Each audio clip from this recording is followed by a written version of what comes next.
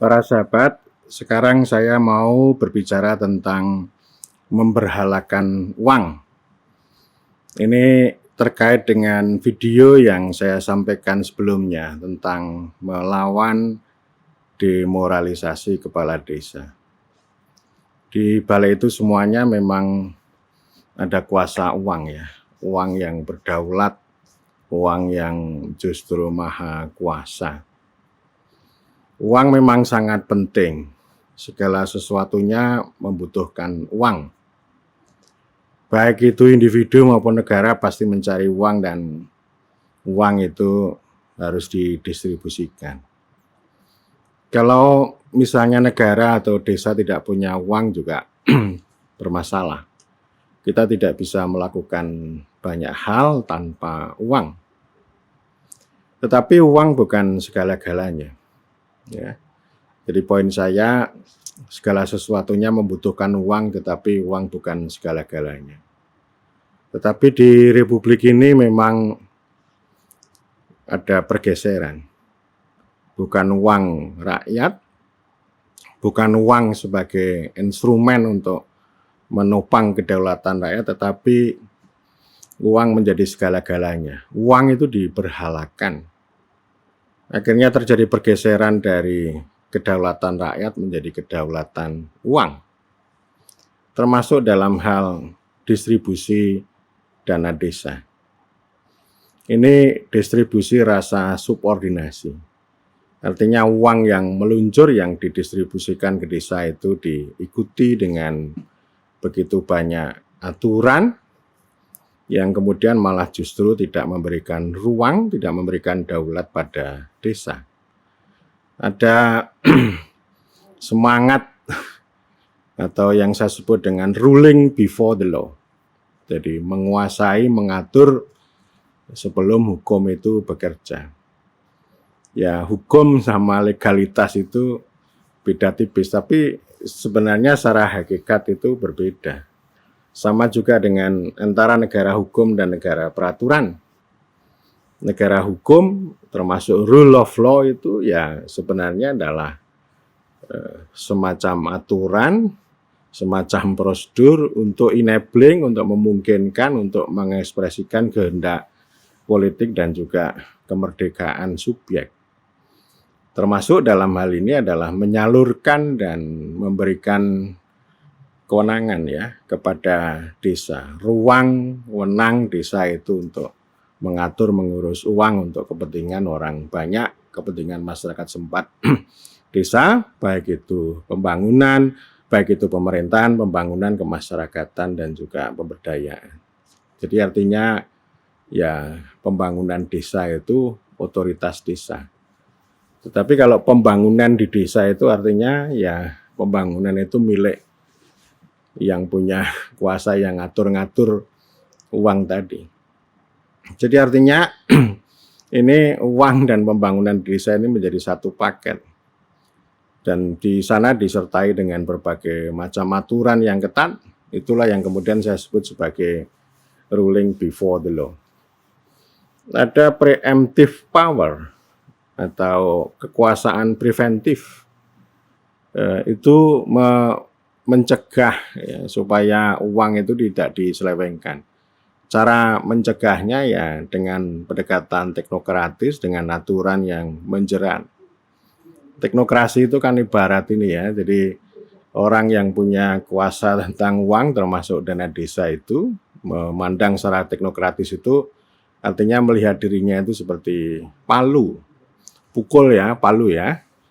Nah kalau orang punya persepsi dirinya sebagai palu, maka setiap hal yang dilihat itu akan dianggap sebagai paku.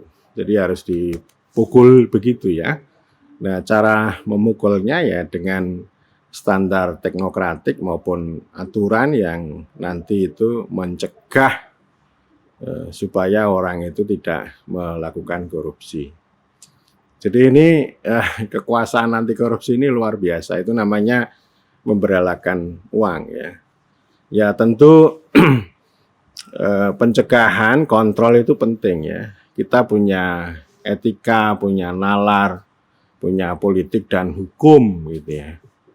Itu biasa untuk melakukan kontrol itu. Tapi kalau ruling before the law, kalau preemptive power itu ya, itu kalau di jalan seperti polisi tidur atau ibarat kita itu mau menjaring ikan itu, jaringnya bukan yang besar-besar, tapi yang lembut, yang kecil itu, sehingga hal-hal yang sebenarnya tidak termasuk kategori korupsi bisa dianggap itu sebagai korupsi.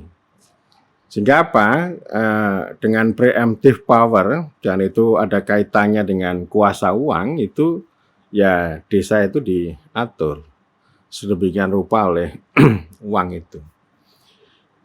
Jadi mulai dari perencanaannya, penganggarannya sampai laporannya. Tapi pada intinya ya nanti semua orang itu akan sibuk dengan kuasa uang itu, bukan kuasa rakyat. Sehingga kepala desa itu nanti ujung-ujungnya kebiasaannya hanya mengurus uang itu, ya, mengurus uang, kemudian nanti ujungnya adalah laporan. Sehingga daulat rakyat tidak terbentuk, tapi uangnya berdaulat betul.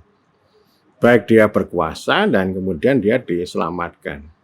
Tapi uang yang berkuasa, uang yang selamat itu tidak identik dengan pelayanan publik yang lebih baik, tidak identik dengan tumbuhnya ekonomi desa yang lebih baik, tidak identik dengan lapangan pekerjaan, tidak identik juga dengan kedaulatan rakyat, dan juga tidak identik dengan desa yang semakin kuat dan maju.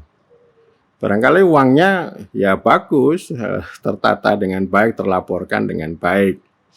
Nanti kalau otoritas auditor itu yang diaudit adalah laporannya, teks yang disiapkan itu yang kalau sekarang ya sudah mengalami digitalisasi. Tetapi apakah uang itu betul-betul bisa membawa perubahan bagi rakyat itu nomor sekian.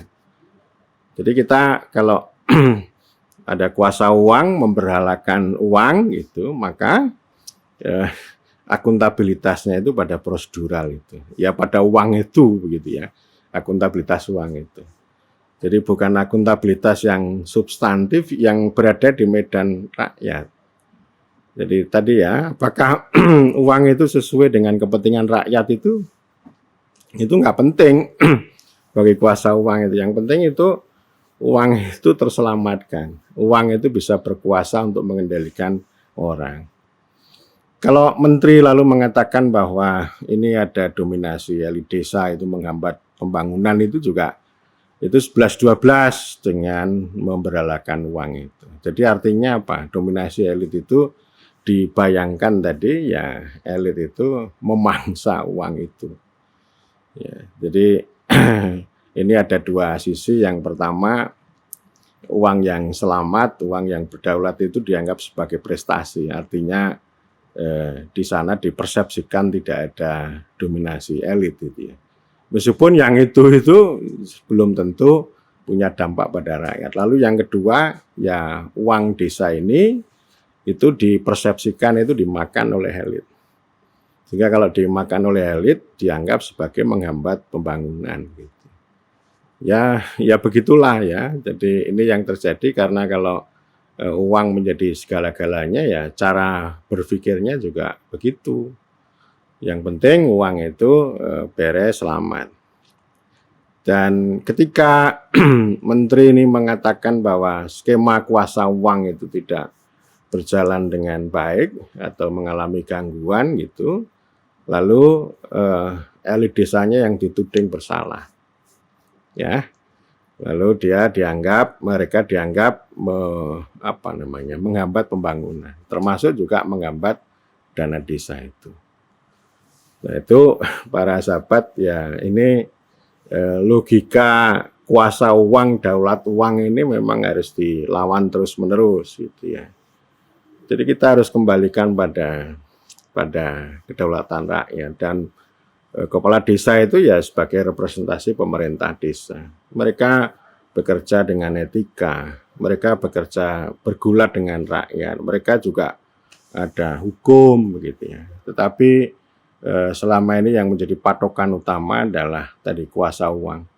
Ruling before the law itu yang lebih banyak berbicara dan itu juga menjadi bagian dari distribusi rasa subordinasi. Uangnya dikasih, tetapi dia disubordinasi, harus begini, harus begitu, tidak boleh begini, tidak boleh begitu. Sehingga nggak menarik. Sekali lagi, sekalipun barangkali ada transparansi, ada anti korupsi, uangnya selamat, tetapi rakyat belum tentu selamat. Rakyat belum tentu berdaulat. Sehingga ini harus dinegosiasi terus ya. Wacana-wacana tandingan seperti ini harus kita buka, bahwa uang itu hanya sebagai instrumen ya, bukan sebagai daulah, bukan sebagai beralat. Dia alat aja. Yang paling penting adalah daulatnya rakyat, kepentingan masyarakat setempat, itu yang paling utama.